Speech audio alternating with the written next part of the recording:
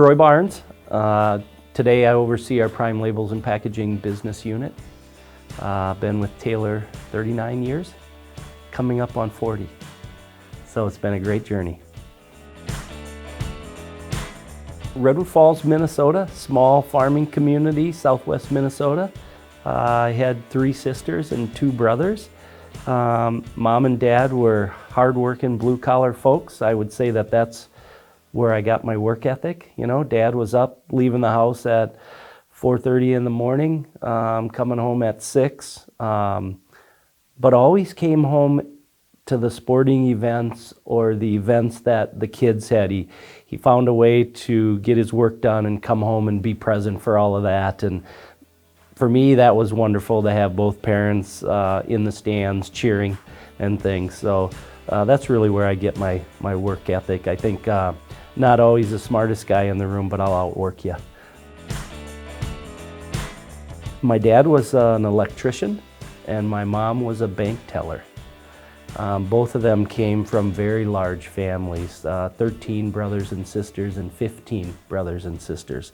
We didn't have a lot growing up, but we had enough and we had whatever we needed. And so they worked hard. They were raising their kids and didn't do a lot, didn't have a lot of friends in the community per se. It's not like they were going out on date night, right? And so we had a good family life. I think in today's world, very little drama, but I'm sure it was there and I just didn't see it, right? Because there's always some of that. So yeah, just down to earth, good people. Get on your bicycle and ride across town to your friends. We kind of lived on one side of the town where there weren't a lot of my friends. So up early on the bike, hanging out, playing football, baseball, you name it, right? Out on the hockey rink in the winter. And then you had to be home at 6. And it was kind of just over and over and over, right? So we were outside all the time. And, it was small. You knew everybody in town. You knew the kids that were 2 or 3 years younger than you. You knew the kids 2 or 3 years older. It was just good memories. It was a lot of fun. There wasn't a lot of drama, right? It was simple, I think, and I played sports. So, you played football, you wrestled, you played baseball. We weren't like we are today where you have to be fixated on one and you do it 10 months out of the year. I mean, during the summer, played some baseball, but 1 game a week. It wasn't, practice, so we could still go camping. We could still go boating at the lake. And so we still had our summers and, we did that with family. We did that with friends. Those are the things like the summer. There's so many good memories with hanging out at the campground and the lake, water skiing and, just enjoy, right? And then in there too, we had to work. We had to detassel, we had to pick rocks, we had to, do those things to make, some extra money, right? So yeah, it was again, I could say simple, but good. Go to school, make sure you're doing okay in classes so you can play sports. That was always a little bit of a motivator that you didn't want to not be making your grades and things. So, football. So played football and then wrestled. Wrestling was my sport. My father was a state wrestler. My older brother was a state wrestler. I was fortunate enough to make it to state. So started that early, 6th grade. I think I started wrestling. Got invited up to the varsity teams to wrestle and practice with them. So, that was, I would say that was also tough because I cut a lot of weight back then. You play football and then you're trying to cut 15, 20 pounds to go wrestle. So that was tough. And then in the spring I'd do baseball. And so it was really busy doing activities, right? I mean, there was one to the next. And then in the summertime, typically playing on the Legion team or the Babe Ruth baseball team, along with just doing stuff with the family. Certainly going to state, right? That was a goal my senior year to make it, my dad and brother did it, right? So there's a bit of that. And I worked really hard for it, right? My senior year, I really did put in the effort. And so to kind of see the rewards of that, that was good. I think just the friends I had. I mean, we're still friends today. We still stay connected. Those were the really good times of just hanging out, laughing, playing football or baseball, and just being kids, right? Today, sometimes I think maybe we're losing a bit of that as I watch my 15-year-old daughter grow up. So yeah, just the friendships and obviously the wrestling. You know, I didn't really know what I wanted to do, to be honest with you. Came here to Mankato State, probably because a bunch of my friends were coming here, and it's like, okay, let's go do that, right? You know, I think I signed up for business management, right, is kind of what I had in my head. I only went for 1 year, and then I quit. I was working part-time at Carlson Craft. In the afternoons, they'll go to school in the morning, work in the afternoon, and I liked the money, so I quit. And I started working full time, and that was with old supervisor Jim Gibbs, who hired me, and that's kind of how it all started. You know, I needed a part-time job while going to MSU, and got hired, and kind of the rest is, you know, almost 40 years later, here we are. I first got introduced to printing my junior year of high school because we had a vocational class. So my junior and senior year, we went off-site to this Votech school, and I learned printing. We had an old Chief press. I learned how to take pictures and make film and make plates. That was now, I did all of that not knowing that that's where I was going to go, but when I came to Carlson Craft, and I was interviewing with Jim Gibbs, it was like, well, golly, you kind of already know some of this stuff. And so, and I enjoyed that. I enjoyed the day-to-day was different. You're doing different, you're running different presses, you're running different orders. I'm competitive, so I would challenge myself every day to beat my previous day's numbers. And I kind of turned it into a game, right? And again, the people that I was printing next to, we would become friends, and then we would go hang out after work, right? And so, again, kind of that family atmosphere took over into the work side of things too. Started running a A.B. Dick press in the letterhead department. About a year in, the group leader got a promotion, so I was asked, I raised my hand to say, hey, that's open. I'd like to do that. I think I can do it. Got that opportunity. You know, back then we had department heads, and in my mind, I was like, oh, I think I'd like to be a supervisor, then a department head someday. I thought, ooh, that I was really, you know, and you know, from there, I was a group leader for many years, and then I got an opportunity to become a supervisor in the business card department and did that. Then I moved up to the office under Barb Kaus and worked in customer service. And then I got an opportunity to go down to Thayer Publishing. Bill Berkner was leaving to go to Amsterdam. I think he kind of raised my name to say, well, maybe Troy could take my spot. So I went down to Thayer to become production manager. Did that three or 4 years, and then '99 came around, and Brad Schreier called and said, we just made an acquisition in Florida. Would you like to move with your wife? And I was like, and literally the next day we were on a plane, my wife and I, going to Orlando to visit Progressive Communication, an acquisition we had made maybe 6 months, a year earlier. That was another, again, pivotal point, I'd say, in my career, right?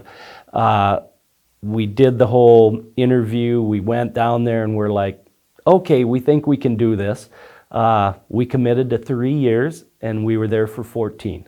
But that was the cool thing about Taylor, is they took a guy like me, and because I raised my hand and was willing, I get down there and I get training on the job. So that's pretty cool. And again, Brad Schreier and Joe Keenan were the ones that kind of said, hey, we think you can do this, probably more than I did, right? Small kid from Redwood Falls and didn't know any better. So went for it, and it was great. Well, I can still remember the first time I held her. I mean, you talk about true love. Boy and a daughter, and right? So I think it's just been wonderful. You know, we were married for about 15 years before we had her, and so we had a lot of our fun beforehand. I think being older, I think you appreciate it more, and it really was. Now she became the most important thing. You know, prior to that, I probably wasn't ready to be a dad because I was probably a bit selfish.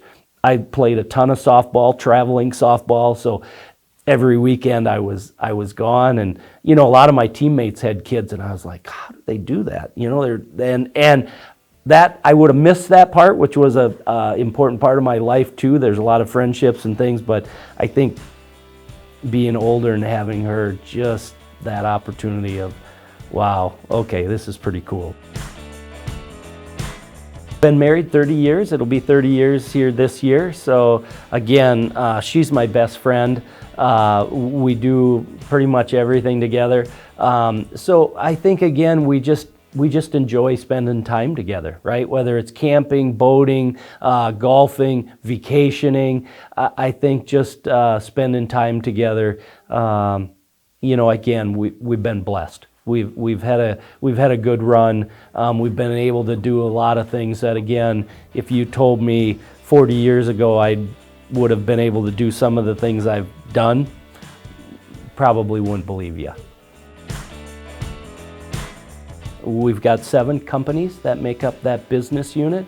I've got a plant in Fresno, California. It's basically 100% pressure sensitive labels. I've got a facility in Duluth, Georgia, 100% pressure sensitive labels. I've got a plant in Greenville, North Carolina that is 100% flexible packaging, pouches, things like that. And then here in Mankato, we've got LabelWorks, which is pretty much 100% pressure sensitive. Then we've got the 3M Post-it note business, and then we've got North Mankato Labels that has flexible packaging in it. It's got shrink sleeves, roll to roll, and also pressure sensitive there. So yeah, kind of a wide variety. We're mainly pressure sensitive. 70% of our revenue is pressure sensitive, growing in the shrink sleeve and flexible packaging space, even though they're smaller numbers. So really that small to medium sized company is who we target. We're not really trying to go after the big, you know, CPGs, Heinz ketchup, or those, just because we don't have the scale yet. But, you know, 5, 10, 15 years, yeah, we would love to be playing in that space. Our product offering is really across the board. We're not, I'd say, vertical market specific. I think it's really more product, and we'll play in any space. It could be pet food, it could be cannabis, it could be wrap for dry goods, beverage. It really is who needs a film or a label, and we'll go after them. Each one of my plants has a general manager, and they're responsible for the P&L top to bottom, sales all the way down to operating income. And then we've got some shared services, like finance is kind of doing it across the group. We've put purchasing in that shared service, where I've got the purchasing buying across the business unit. Certainly HR is that. So, and then we've got sales leadership. I've got 2 new sales leaders who have just come on in January of this year, bringing a ton of industry knowledge, sales leadership knowledge, running businesses, selling their own business. So excited about what they can bring to the table as we look to double the business unit. Having those characteristics is going to be important for us to go forward. In my business unit, we've been fortunate. We've had a lot of investment. You know, the flexible packaging, that was brand new greenfield. So 3 years ago, we've invested in assets to do that. We're not where we want to be yet, but we're growing and we're getting there. You know, that's been exciting and a challenge, just because We don't do a lot of greenfields at Taylor. Typically it's an incubator and we grow it. So definitely learn some things that, again, even now after 40 years, right, I'm still learning and go, well, I would have done this or that different. So, but that's an area where we're looking at products that we don't have today and expanding and investing. You know, the CI press that we just put in at North Mankato Labels, a great asset. It's water-based, so environmentally friendly, allows us to scale with our customer. We've got the digital, that's short run, fast turn. We've kind of got the mid-web that can hit those mid-sizes, and then when you go up to a 52-inch wide CI press, you can scale and grow with your customer. So from that standpoint, we really do have a broad product offering that can scale with a customer as they grow. And that's, not everybody has that. Our competitors don't necessarily have that. And we continue to keep reinvesting. Our competitors aren't necessarily reinvesting. They're probably trying to hold tight and get ready to sell to private equity. And we're in it for the long haul. I think certainly sustainability, compostability, those are things that certainly the large CPG brands are pushing, right? And so how do we play in that space? You know, it's challenging in the sense that, yes, there's recycling materials out there, but then how does the consumer peel a label off of a bottle that goes over here and over here? Europe is so much further ahead of us. We don't have the infrastructure yet. And so I think we got to figure that out as a country of how do we build the infrastructure to be able to be more sustainable. Certainly the CI press, new technology for us. We're learning that. We're getting better. We're 2 years in and we're figuring that out. The flexible packaging, again, greenfield, so learning, you know, that. I think people not only at the workforce, but then leadership, who's coming in behind us. I think that's a potential challenge for us as well. What does that next generation of leaders look like within Taylor? It is certainly something that weighs on my mind darn near daily. The people, first and foremost, right? And we talk about that a lot. The people are our biggest asset. They truly are. The friendships I've made, right, are, you know, I've got friends that are still here that are 35-year employees and we do things weekly. So there is still that family part of this that still goes on today. So I think the people and then just the every day is different. So, boy, I don't ever get bored, right? And so I think there's that aspect of the people, and every day is a new challenge. That opportunity to raise your hand and say, I think I'm ready for something more. You want to take a chance on me? And most of the time, Taylor has done that. And again, yeah, you learn on the job and it can maybe be painful. But that was Glenn. It was that on the job training. And honestly, could have he gone and hired somebody who had more experience than me? Yes, right? But that's one way he's giving back to the employees is he's training us. You know, I think the last couple of years we've had different challenges come at us, right? Supply chain, COVID.